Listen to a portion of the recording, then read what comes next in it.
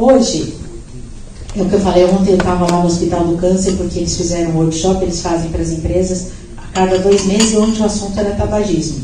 Eles mostraram estudos que falam pelo menos que a gente deve, para o fumante acima de 50 anos, fazer uma tomografia anualmente, tomografia de tórax anualmente, porque a gente conseguiria detectar tanto enfisema quanto tumor numa fase bem precoce. Não quer dizer que é para continuar fumando, porque agora tem tomografia, não, mas é o correto. Devia entrar na nossa listinha de exames lá. E aí, vamos falar de um outro fator de risco importante, ó, que a gente já tem 3 prescrições aqui, que a gente já é quase médico. Atividade física, dieta, cigarro, tá? E agora vamos falar do álcool. Álcool é bom? É. É gostoso? É, em muitas circunstâncias, principalmente com os amigos, mas ele é danoso. Então, a gente tem que ter equilíbrio para essa ingesta de álcool. A gente tem que fazer as coisas de forma a não ter prejuízos em decorrência disso. Ó, milhões de neurônios são implacavelmente destruídos, levando à baixa das funções intelectuais, como memorização, inteligência, raciocínio, percepção dos fatos. Quando as pessoas se aposentam, elas têm, isso é um dado estatístico, elas têm uma tendência a beber mais vezes do que bebiam antes. Porque passam a ter mais ocasiões onde, eu vou relaxar, hoje estou precisando. Se a pessoa, a gente está falando de, ela bebe uma taça de vinho toda noite, meus parabéns, continue com a sua tacinha de vinho. Mas quando a gente já está falando de 2 taças de vinho, 3 taças de vinho, 4 taças de vinho, aí a coisa começa a pegar. Então existe uma forma da gente saber, eu vou fazer umas perguntas, vocês não precisam responder para mim. Respondam para vocês. É este daqui, quem faz check-up sabe, porque esse é o audite, o questionário que é aplicado. Eu vou ler porque está difícil de ler. A gente vai contando os pontinhos, tá? Com que frequência você consome bebidas alcoólicas? A gente está falando, ó, aqui nessa parte verde, a gente está falando, ó, um drink é mais ou menos 12 gramas de álcool. Então dá cerveja uma latinha, vinho uma taça pequena, martini 50 ml, de pinga e vodka a gente está falando de 37 ml, daquele copinho. Então com que frequência você consome isso? Se você não consome nunca é 0, uma vez por mês ou menos é 1, de 2 a 4 vezes por mês é 2, 3 pontos para quem tem 2 a 3 vezes por semana, 4 pontos para quem vai 4 vezes ou mais por semana. Cada um contou o seu? Posso ir para o próximo? Cada um já tem seu número na cabeça? Quantas doses contendo álcool você consome num dia em que normalmente bebe?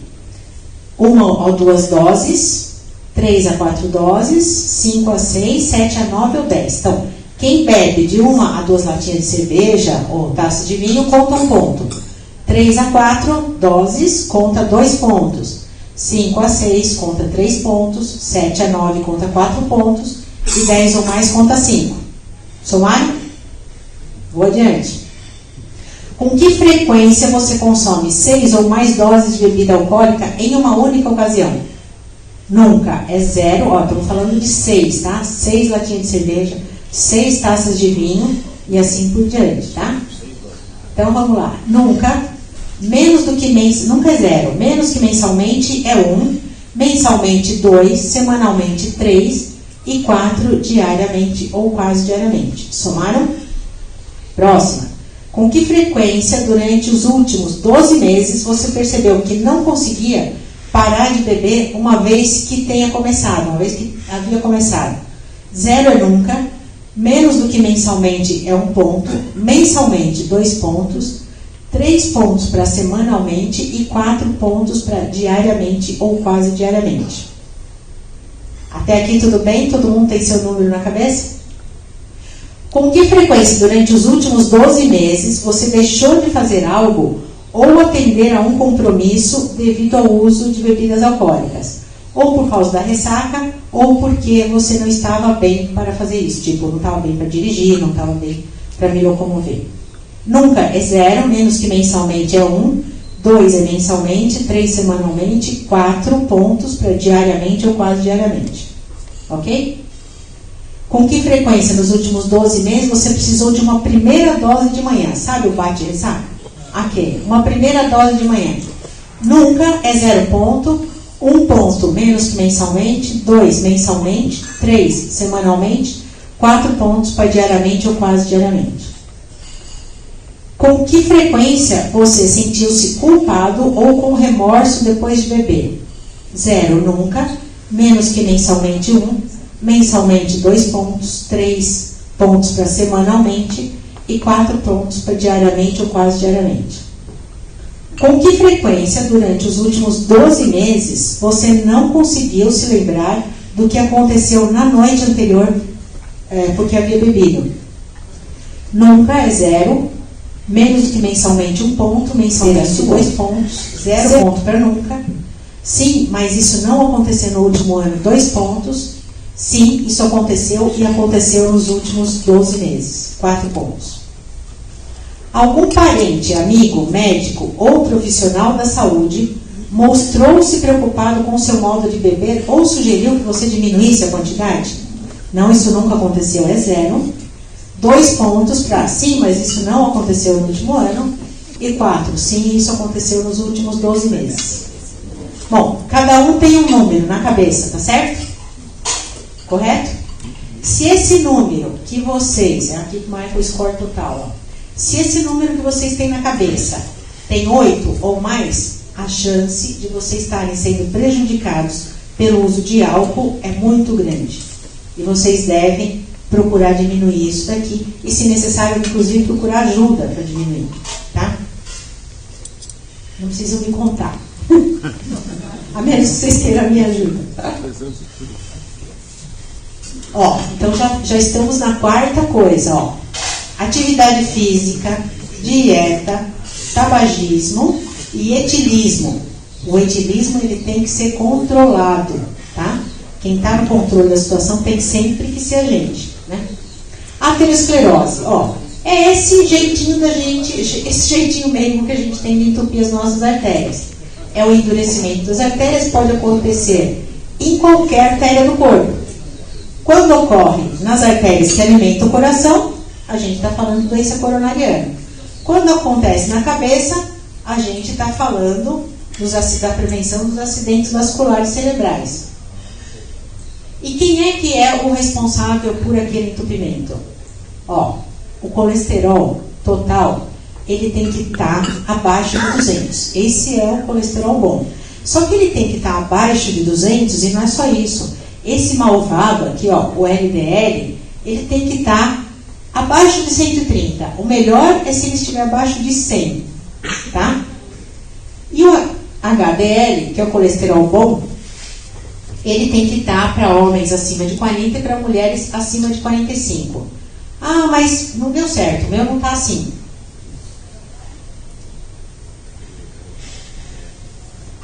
A primeira coisa que a gente tem que fazer é dieta, exercícios, parar de fumar, né?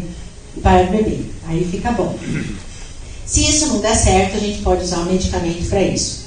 Mas é muito importante controlar isso, porque senão, a cada dia que passa, a gente vai tendo um aumentozinho dessas plaquinhas aqui, ó. Tá vendo? Que estão entupindo as artérias. Esse eu não vou fazer com vocês, mas é só para falar que quando vocês vão ao médico, provavelmente, ou na sua frente, ou escondido de vocês, ele marca aqui esse score. E ele tem uma visão de qual a chance que você tem de, nos próximos anos, ter um evento desses cardiovasculares, tá? Então, aqui, ó, você tem 2%, 3%. Para quem faz o check-up, vem marcadinho a sua chance de sofrer infarto ou algum evento cardiovascular nos próximos 10 anos é 6%, não é assim? Vem? Então, é essa ferramenta que o médico usa, não é bola de cristal. Ah, e agora vamos chegar naquela segunda prateleira ali, na segunda fatia da pizza, que era o vilão da história. Então, se o primeiro era doença cardiovascular, o segundo é câncer. E o que é câncer? Câncer é o nome dado para isso, um conjunto de mais de 100 doenças que em comum ele só tem o crescimento desordenado, o crescimento patológico de células. Por exemplo, todo tumor, nem sempre tumores são malignos. Tumor e câncer não é a mesma coisa. Todo câncer, em geral, é um tumor. Mas todo tumor não é câncer. Uma verruga é um tumor.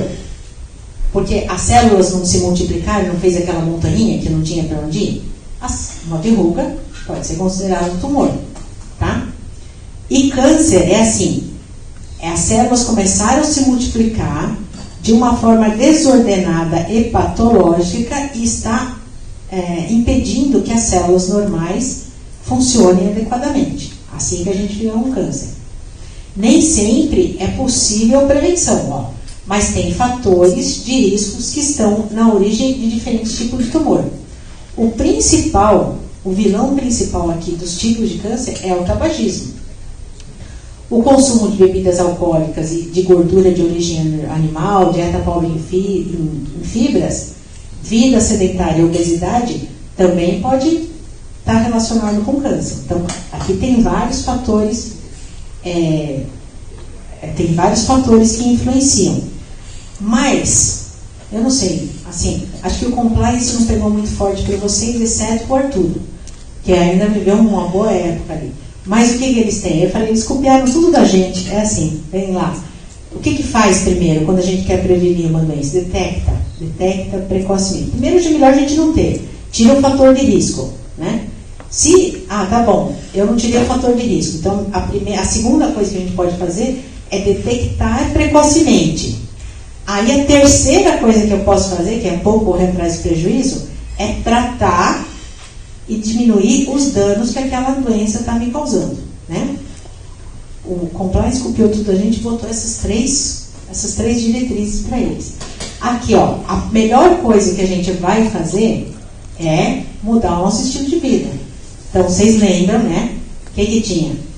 Exercício, dieta, tabaco e álcool. E agora, isso a gente faz para prevenir. Tá bom, já preveni. Mas o que eu posso fazer para saber se eu vou ter câncer antes? Pelo menos, eu tenho que detectar precocemente. E por que aqui alguns cânceres estão em vermelho e outros estão em pretinho? Porque assim, gente, isso daqui dá para vocês saberem com exames de rotina.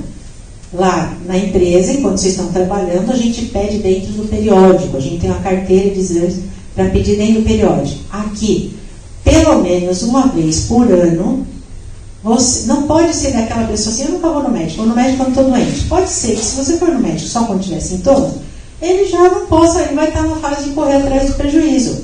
E quem que é responsável pela saúde de vocês? É o médico. Cada um é responsável pela sua saúde, né? Então aqui, ó, câncer de pulmão, tá? Se eu sou fumante e já tenho mais de 50 anos, lembra que eu falei que ontem eles me falaram isso? Falei, eu vou contar para a turma amanhã.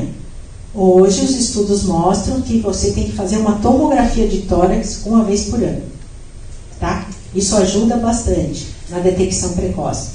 Mama, as mulheres são mais fáceis, normalmente elas vão no médico, elas fazem ultrassom, fazem mamografia. Colo de útero, também a mesma coisa. Próstata.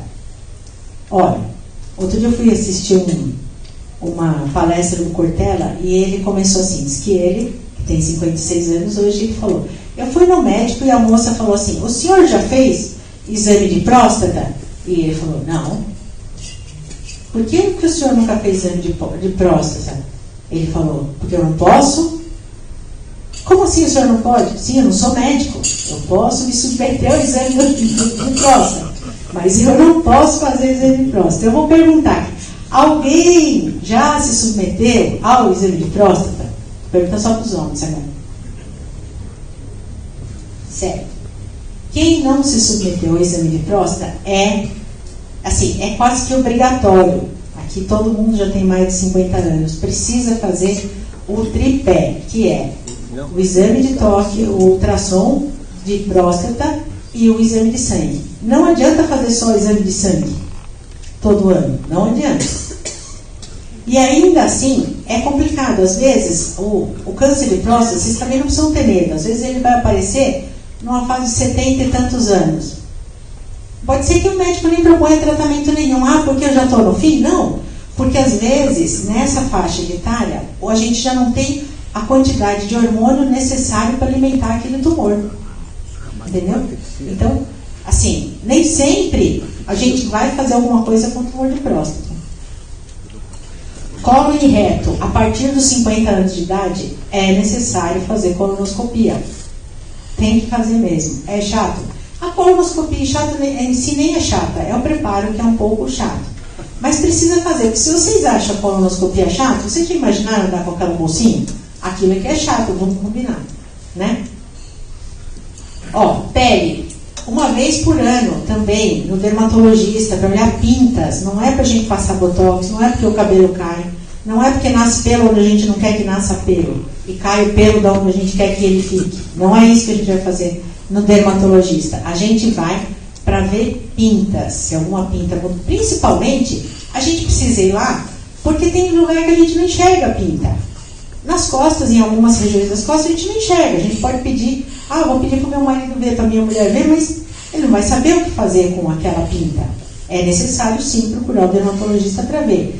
E planta dos pés e palma das mãos é uma região de cuidado para pinta.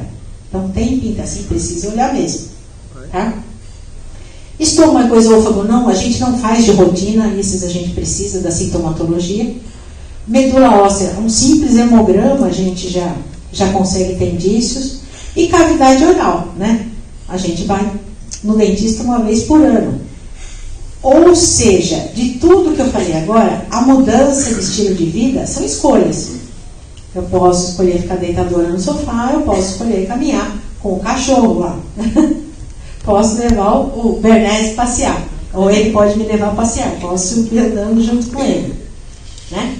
Agora, não é só escolha para a nossa qualidade de vida. A ANS, que é a agência que regula a nossa assistência médica no país todo, ela tem alguns mecanismos, por enquanto, para impedir isso, mas isso já acontece nos Estados Unidos. E a gente precisa ficar esperto, porque isso aqui pode acontecer com a gente. Sim, a inflação médica sobe muito mais do que a inflação normal. Então, no futuro, a gente sabe hoje, tem esses dados. O tabagismo, ele custa mais, a pessoa que fuma, custa mais para assistência médica. Nos Estados Unidos, eles mediram e chegaram à conclusão que, por ano, o tabagista custa $1.623 a mais. Tá? Quem faz exercícios consegue baixar $500 da sua assistência médica. Na pressão arterial elevada, o custo adicional, a gente está falando pressão arterial elevada, quem mantém ela elevada, quem não toma remédio, é de 343. Colesterol, 370. Obesidade pode chegar em $2.500 por ano. Peso acima do ideal, 401. Estresse, 3.000 por ano. Então, isso daqui que eu estou trazendo aqui para vocês, no futuro pode ser que hoje isso não acontece, porque a ANS tem gatilhos. Mas no futuro, ninguém diz que isso não pode ser. Vem cá, vou pesar você. Não, pode subir com os 2 pés, não adianta subir com um só, não. Você vai me custar mais, portanto, estou te cobrando mais. Não acontece isso com o seguro de carro? Né? Se a gente tem um garoto de 18 anos que dirige, o seguro do carro custa uma fortuna. É a mesma filosofia. E agora que a gente já falou um monte de coisa sobre o que tiraria a nossa qualidade de vida, o que roubaria a nossa vida da gente, vamos falar do outro lado. O que prolongaria a nossa vida hoje? Lembra que vocês já têm algumas ferramentas. Então, vamos lá. A primeira é exercício. A segunda, ok. A terceira, tabagismo. E a quarta, só o Teixeira que estava prestando atenção em mim. Olha aqui, Ele está anotando, depois distribui para todo mundo. Essa daqui é a capa, tem sido a capa da National Geographic. Esses bebês aqui, veja esse slogan aqui. Esse bebê vai viver, é esperado que ele viva até os 120 anos. Tá? E aí, o que a gente precisa para ficar vivendo um monte de tempo com qualidade? Porque ninguém quer viver aqui. Viveu até os 100 anos. Mas estava na cama desde os 80. Quem quer isso? Ninguém. Né? Então, o que a gente precisa, o que pode nos manter assim? Vocês têm ideia, além dessas coisas que eu falei, o que mais tem? A tecnologia, né, gente? Hoje a gente tem tecnologia, a gente não fala de tecnologia só de aparelhos, a gente está falando de células-tronco, a gente está falando de novos medicamentos, de novos procedimentos, né? Só que, como é que isso vai prolongar a nossa vida? É assim, a gente tem que se manter bem, saudável, aí a gente se mantém bem até. Aí aqui, nesse ponto, a medicina inventou um negócio que vai me dar mais 1 ou 2 anos aqui de sossego. Vou usar o negócio. Aí cheguei em 2 anos, mais uma nova invenção está me levando. De forma que hoje, as pessoas que estão entre 50 e 60 anos, já é esperado que elas passem dos 100 anos. As pessoas que estão entre 50 e 60 anos podem ter uma expectativa de um bom nível socioeconômico, pode ter uma expectativa de até 105 anos. Alguém quer viver até os 105 na cama? Não, né? Eu não quero viver na cama, com alguém me dando banho, eu quero viver, mas eu quero viver bem, eu quero viver com qualidade. Então, aqui, vocês podem ir acompanhando os avanços médicos, tem vários sites americanos, desse daqui, esse daqui acho que é o Fighting Aging, é isso mesmo, Fighting Aging, é www.fightingaging.org, e eles são, eles mostram um avanço nas pesquisas que é animador, de fato. E aí, o que mais que pode me manter bem, que pode me manter assim? Atitude, né? A gente fala de atitude, mas é verdade que a atitude, tanto ela pode nos manter bem, como nos colocar para baixo, tá? Então, se vocês se lembram, isso aqui foi no filme lá da Margaret Thatcher, ela falou, vigie os seus pensamentos, porque eles se tornarão as suas palavras. Vigie as suas palavras, porque elas se tornarão os seus atos. Vigie os seus atos, porque eles se tornarão os seus hábitos. Vigie os seus hábitos, porque eles se tornarão... eu sei que isso parece que foi Sêneca que escreveu. Mas é uma coisa realmente que a gente tem que fazer. As pessoas pessimistas, elas têm a sua qualidade de vida e a sua vida encurtadas pelo seu pessimismo.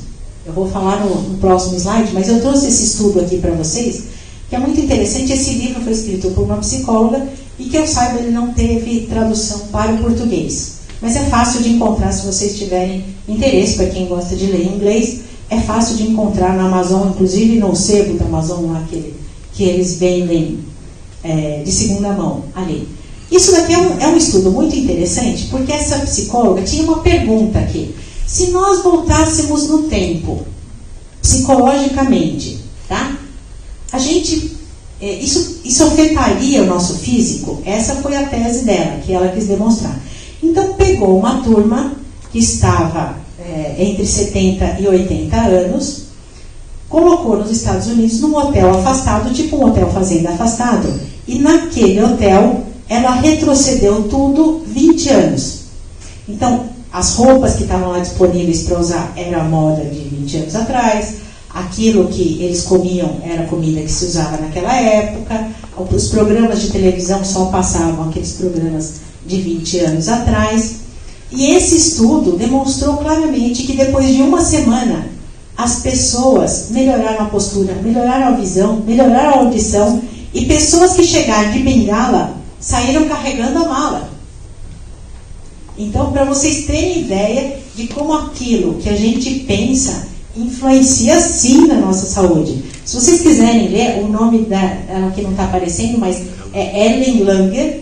Se vocês não quiserem ler o livro, mas quiserem saber desse estudo, podem procurar no Google, é fácil de encontrar. O nome do estudo está aqui, Counterclockwise, que é o relógio aqui ao contrário, anti-horário, né?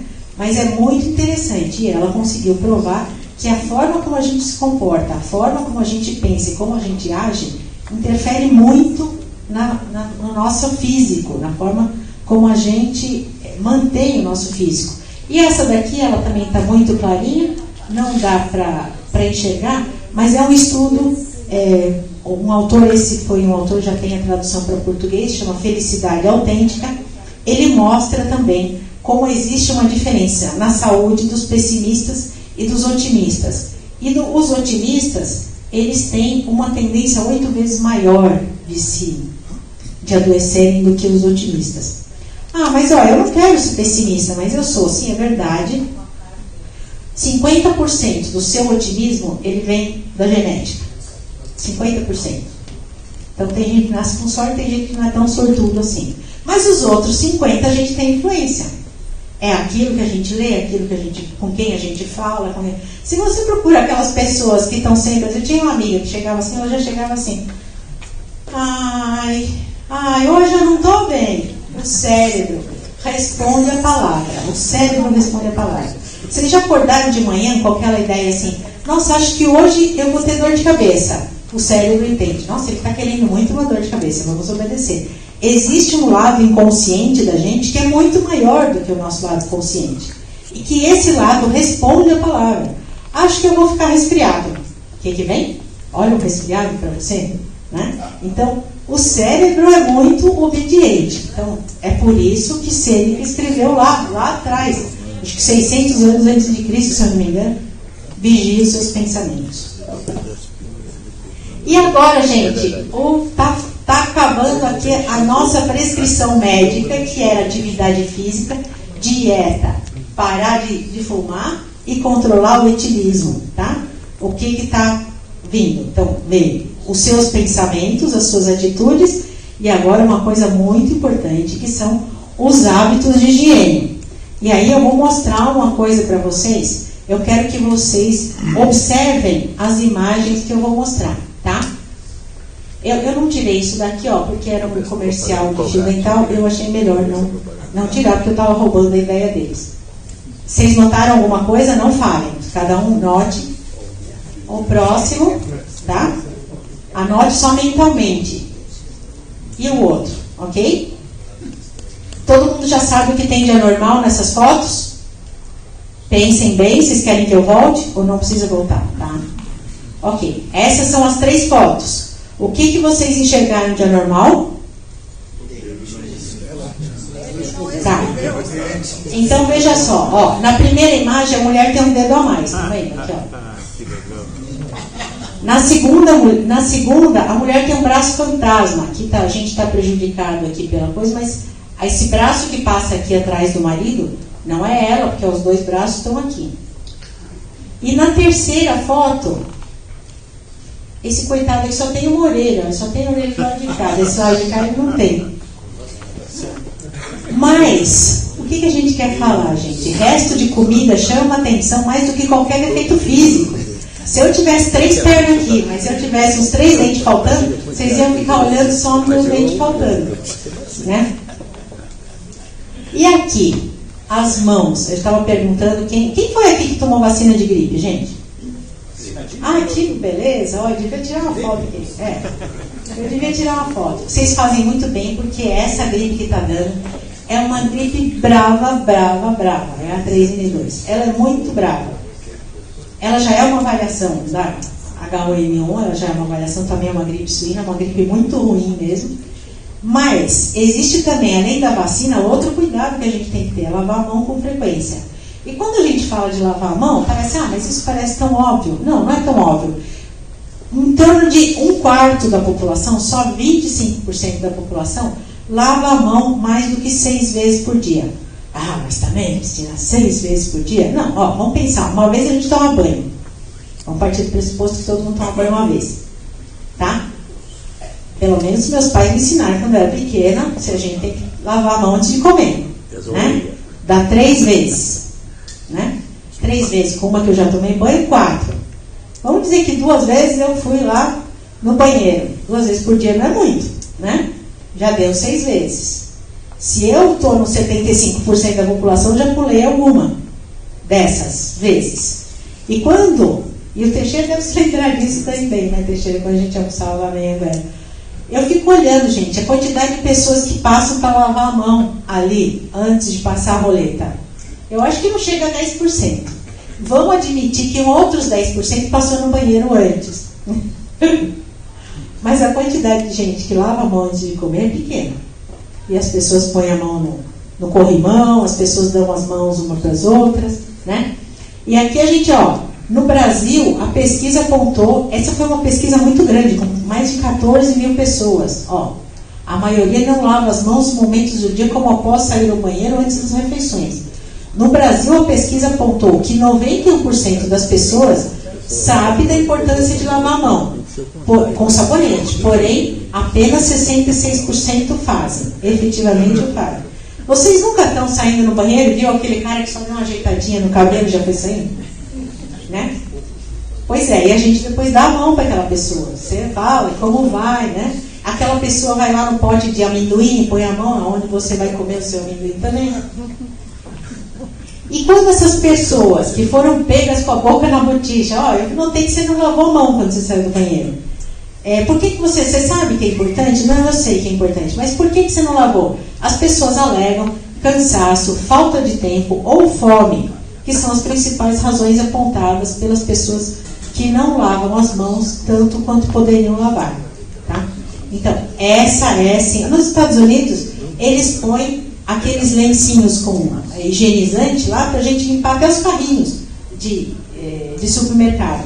Porque carrinho de supermercado é uma coisa, o corrimão daquilo lá aquela alcinha lá, é muito sujo, né? Então, é importante que quando a gente vai fazer isso, a gente lave as mãos, principalmente porque a gente põe a mão no nariz, isso a gente nem percebe. Aí, e agora ficou ruim mesmo de ler isso daqui. O que ajuda? É aquilo que eu já falei para vocês. Ó, a gente vive, não adianta que acho que aqui estava muito fraquinho. Mas o que nos ajuda aqui? Ó? Dieta saudável, atividade física, atividade intelectual também, importantíssimo. O cérebro não tem músculo, mas precisa de exercício.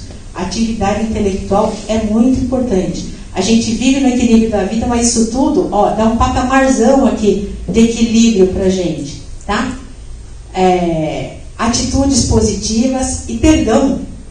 Perdão é uma coisa que faz bem para a saúde e isso está escrito em livros médicos. O hábito de perdoar, o hábito de agradecer não é só uma questão de educação ou de espiritualidade. Isso faz bem para a saúde. Quer dizer, mas ele assim, me fez tão mal, eu vou ficar amigo, vou ficar dando beijinho? Não precisa, perdoa, tira aquilo de dentro do seu pensamento. Porque quando a gente pensa de uma forma negativa, não porque eu vou me vingar, porque ele me fez isso, porque ela me disse isso, porque ele fez aquilo, né? Eu estou bebendo um veneno esperando que o outro morra do veneno que eu estou bebendo, né? Então, todos esses fatores, eles nos dão apoio, melhoram a nossa qualidade de vida e pode prolongar ou não a vida, depende da crença de cada um. Mas a gente tem uma coisa que chama livre-arbítrio, todo mundo concorda com isso. E a gente tem o livre-arbítrio de fazer as escolhas mais saudáveis, né? Pergunta, gente. Doutora Cristina, só uma observação sobre essa última. O Tancredo Neves dizia que ele perdoava, mas não esquecia. Morreu de diverticulite. Aqui você está me lembrando que meu pai era árabe e ele falava assim: se tu me fizeres mal uma vez, que Deus te castigue. Se tu me fizeres mal 2 vezes, que Deus castigue a ti e a mim. E se tu me fizeres mal 3 vezes, que Deus castigue só a mim. Você não precisa realmente esquecer aquilo que foi feito. Não, eu sei que essa pessoa me fez mal, eu vou perdoar, eu não desejo nenhum mal, não quero que aconteça nada, mas eu não permito que ela me faça mal novamente. Ele falava também: eu perdoo meus inimigos, mas não esqueço seus nomes. Alguém mais?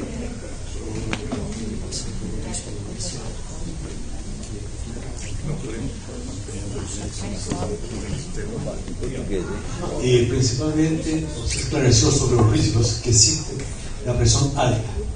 Agora, a pressão baixa. Minha mulher tem 10,5, por exemplo. Assim? Essa é a minha dúvida. A pressão baixa, ela só é problema quando ela é baixa às custas da insuficiência cardíaca. Mas isso já é uma fase terminal da insuficiência cardíaca, ela é ruim mesmo. Porque o coração não tem força para bombar.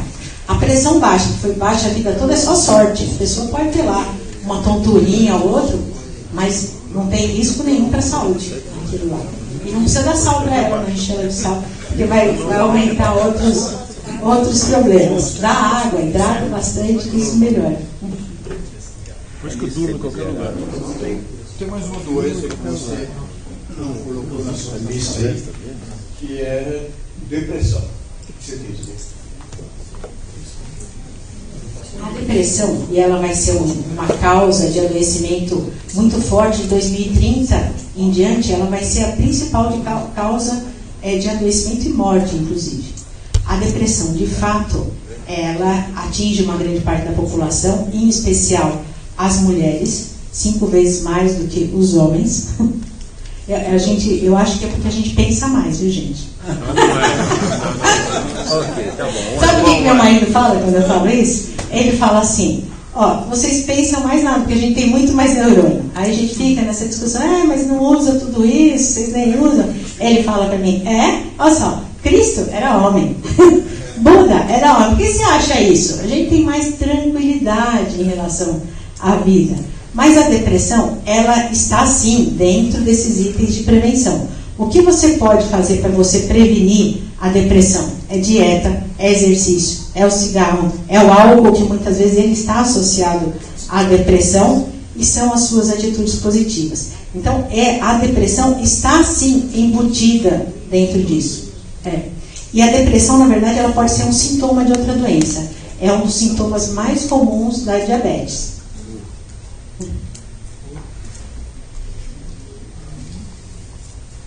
E a atividade física, a atividade física melhora. Tem um caso de uma maratonista, ela famosa, eu esqueci o nome dela, uma japonesa, e ela foi ao médico e ela sofria de depressão e ela tomava uma série de remédios.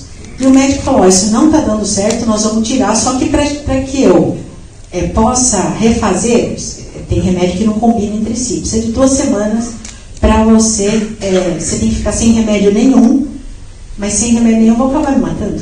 Não, então você vai fazer assim, você vai fazer atividade física, e propôs um programa de atividade física crescente para ela. Ela se deu tão bem, ela já tinha 80 anos, ela se deu tão bem fazendo atividade física que ela abandonou todos os remédios e virou maratonista. E hoje essa mulher corre, ela tem acho que 86, 87 anos, ela corre e não usa medicamento nenhum. Eu faço exercícios, eu como direito, não sou obesa, e não tenho pressão alta e tenho colesterol alto. E tenho que tomar medicamento. Mas olha só, com o medicamento que abaixa e com tudo isso, você vai no nosso inteiro. Mas porque eu tenho. Mas tem aquele lado genético, lembra? Aquilo que eu falei, tem coisas que a gente não pode mudar. Não dá para mudar o fato da maior parte aqui. Uma parte não, acho que todos, não temos nem um negro. Somos brancos, somos homens ou mulheres, né? Depende de quem estamos falando. Temos a idade que temos e temos a genética. A gente nasceu dos nossos pais igualmente. Então, se a gente tem esse gene para ter o colesterol alto, assim como o gene para pessimista, vai dar mais trabalho. Se eu tiver...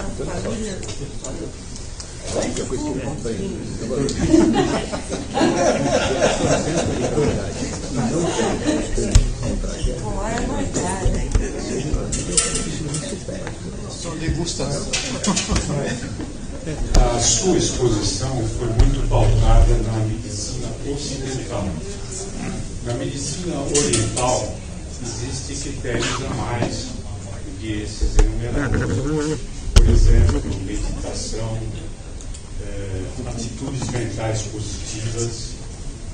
Mesmo na alimentação, eles propagam mais o jejum do que comer cada 3 horas. Para eles é um pecado. E eu vejo que a medicina ocidental ignora bastante esses preceitos, né, que a gente vê na Índia, por exemplo, pessoas que não fazem nada disso ou comem pouco e são extremamente saudáveis. Eu queria um pouco suas considerações nessa comparação. Eu não sou especialista em medicina oriental, embora nós tenhamos um respeito muito grande pela medicina oriental. Mas quando a gente fala de comer a cada 3 horas, é o que eu falei, é fracionado, a quantidade tem mesmo que ser pequena. Existem não só os orientais, existem até os antigos, os gregos antigos, eles tinham um dia de jejum. Um dia de jejum que era para limpar o corpo. Hoje existem homeopatas, veterinários homeopatas que indicam inclusive um dia de jejum para os nossos animais. No entanto, é uma recomendação médica muito controversa, porque existem pesquisas que mostram que você aumenta determinadas substâncias tóxicas quando você fica em jejum, e que não seria bom, porque depois a sobrecarga no dia seguinte tende a ser maior, né? Comer pouco é bom para qualquer tipo de medicina, a oriental, a ocidental, a medicina veterinária. Assim, o excesso de comida não faz bem para ninguém. A atitude positiva, a meditação, os pensamentos positivos, elas estão tanto na medicina oriental quanto na medicina ocidental. Talvez eu não tenha sabido ressaltar adequadamente os benefícios dos pensamentos positivos, da espiritualidade. Hoje os médicos falam muito pouco em espiritualidade, e no entanto é uma dimensão da vida que a gente não deve ignorar, e que influencia sim na nossa qualidade de vida, influencia no fato da gente pertencer. Em relação a outros aspectos da medicina oriental, eu não tenho como falar. A gente utiliza algumas coisas, como por exemplo a acupuntura deles, mas sinceramente eu não sei de outros aspectos, ou eu vejo estudos de outros aspectos. Aquilo que a gente coloca na medicina ocidental, eu tenho conhecimento através até de estudos, mas eu sei que a medicina oriental tem muitos benefícios, mas eu não tenho como falar deles.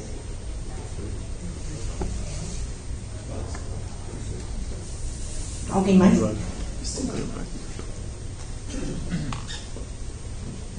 Você falou a respeito de câncer de mama, né, das mulheres, fazem mamografia, outros exames todos.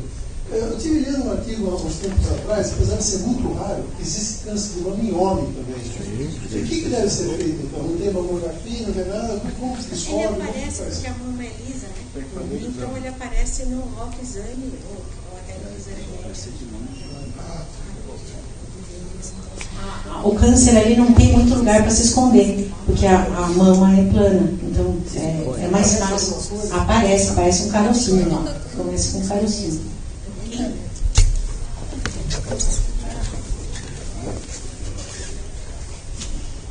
Tudo bom?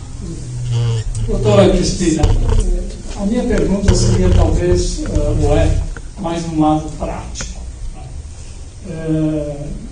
Muitas vezes o que aqui foi dito, e muito bem dito, depende da nossa conscientização, mudarmos, não mudarmos, aquele estilo de vida, etc. Mas também tem outras que dependem e mexem, vamos dizer assim, diretamente com o nosso bolso.